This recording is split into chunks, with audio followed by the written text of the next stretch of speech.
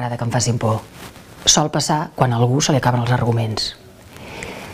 Quan érem petits ens deien: vigila, no surtis sol al carrer perquè et pots trobar l'home del sac.